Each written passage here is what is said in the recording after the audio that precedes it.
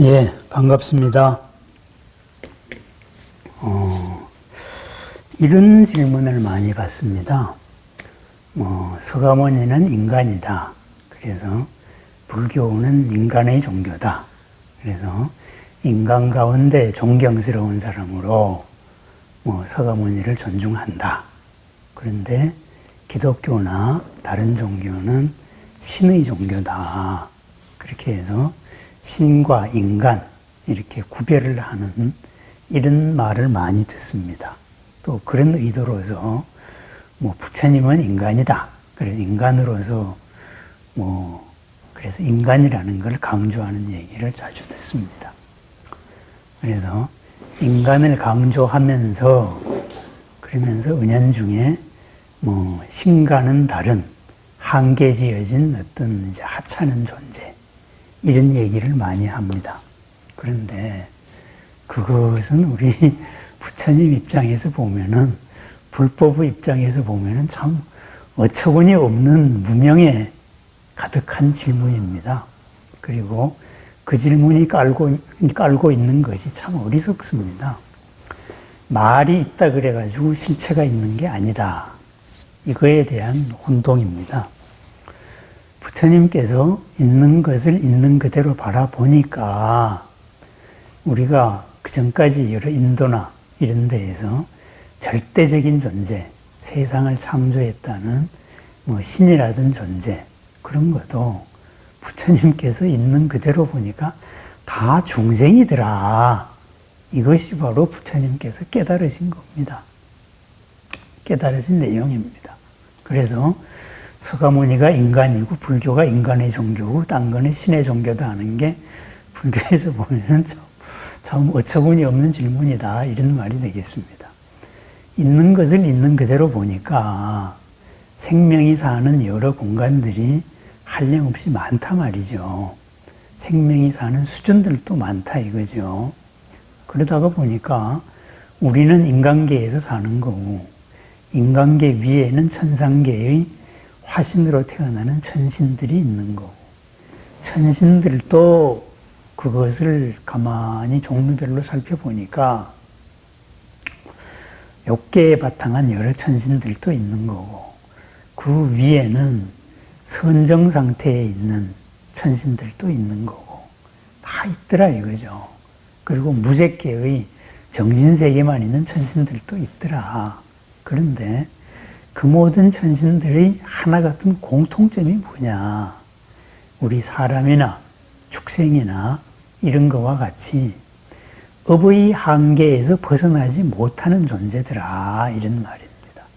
그래서 부처님께서 깨달으신 입장에서 보면은 모든 존재들이 삼계 안에서 그냥 중생을 구분하여서 이름하여서 붙인 존재들이더라 이 말입니다. 그래서 삶의 무리들 다 중생들입니다. 그런데 밑에 수준의 중생들이 보기에 위의 수준의 중생들이 아주 절대적으로 보여요. 위의 중생들이 볼 때 밑에 수준의 중생들이 아주 하찮게 보여요. 그러다가 보니까는 이렇게 이제 자기들끼리 이렇게 믿는 거예요. 그럴 뿐인 거지. 그거 절대적인 그런 거 없다 이거죠. 전부 다 인과 안에서 한계 속에서 누리는 호사에 불과하더라. 바로 이런 겁니다. 비유를 들자면 이렇습니다. 강아지가 볼 때 강아지의 주인은 거의 신에 가깝습니다. 뭐든지 다 할 수 있습니다. 언제 죽는지도 모릅니다. 그죠? 강아지가 3대를 걸쳐가지고 주인을 봐도 주인의 수명을 예측을 할 수가 없습니다. 그죠? 그리고 주인이 강아지한테 할 수 있는 건 무궁무진하게 많습니다. 이러다가 보니까 강아지가 주인을 절대 신이다. 그래도 할 말이 없는 거예요. 자기 인식의 한계를 벗어났기 때문에 그랬습니다. 강아지 더 밑으로 내려가가지고 하루살이 정도면 어떻게 될까요? 그죠? 하루살이 정도면은 사람의 수준은 끝이 없는 거죠. 그죠? 능력도 무한한 거죠. 몸의 크기도 무한하게 보일 겁니다. 아마. 그죠? 그렇지만 사람도 한계가 있는 거거든요. 그래서 공덕과 복과 그걸로 인한 이제 하드웨어적인 우리는 능력을 가지고 있고, 그래서 이런 이제 인간이라는 하드웨어적인 능력이 있으니까 모든 동물들보다도 우리는 뛰어난 겁니다. 그렇지만은 궁극적으로 보면 사람도 가는 거거든요. 간 다음에 업에 따라 가지고 자기 수준을 찾아가는 거거든요. 그렇습니다.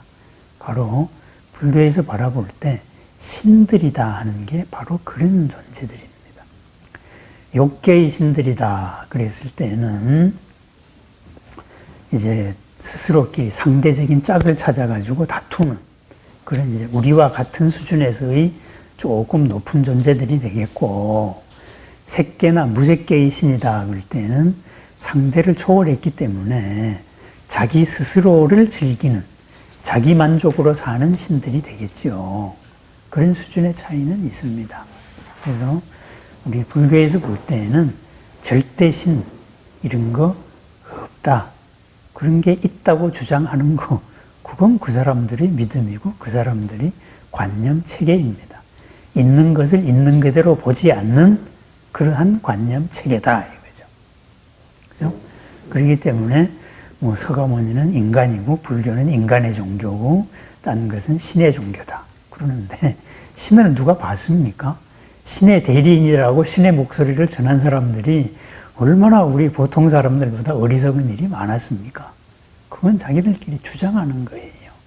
그래서 우리 불교에서 보면은 이런 신들이다 하는 것도 중생의 한 부류다. 이것을 확실히 인식을 해야 됩니다. 받아들여야 됩니다.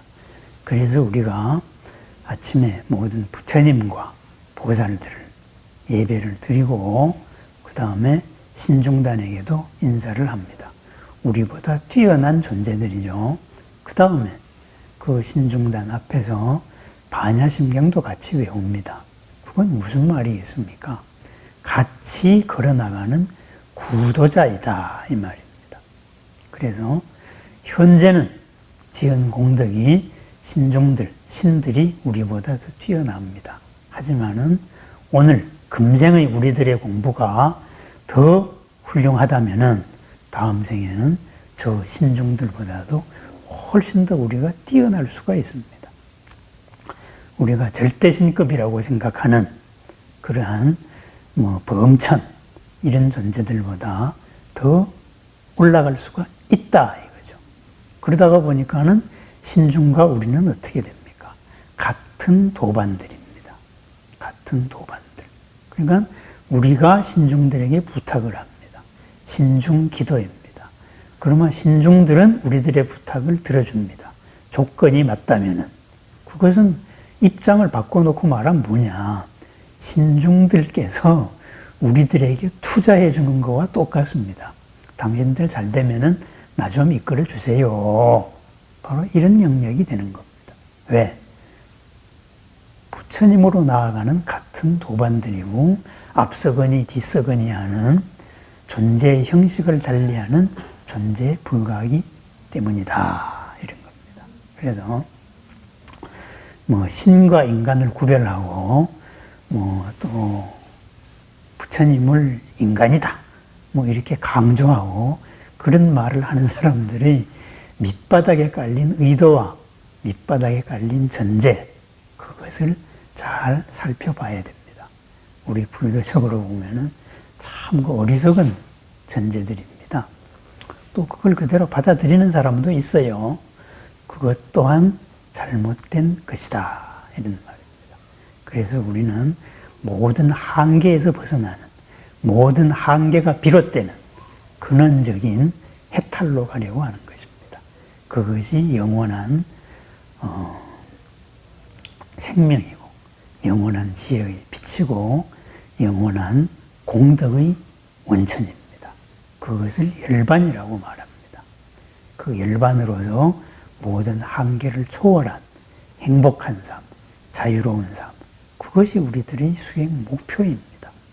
지금부터 한 단계 한 단계 한 껍질 한 껍질 벗으면서 살아나가는 것이 바로 우리 불교의 수행입니다. 그죠? 말이 있다 그래서 실체가 있는 것이 아닙니다. 어떤 논리체계, 관념체계가 있다 그래서 그것대로 세상이 이루어져 있는 게 아닙니다. 있는 것을 있는 그대로 바라보는 것. 나도 있는 그대로 바라보고 나의 본성도 있는 그대로 바라보고 이 세상도 있는 그대로 바라보는 삶. 바로 불자의 삶이 되겠습니다.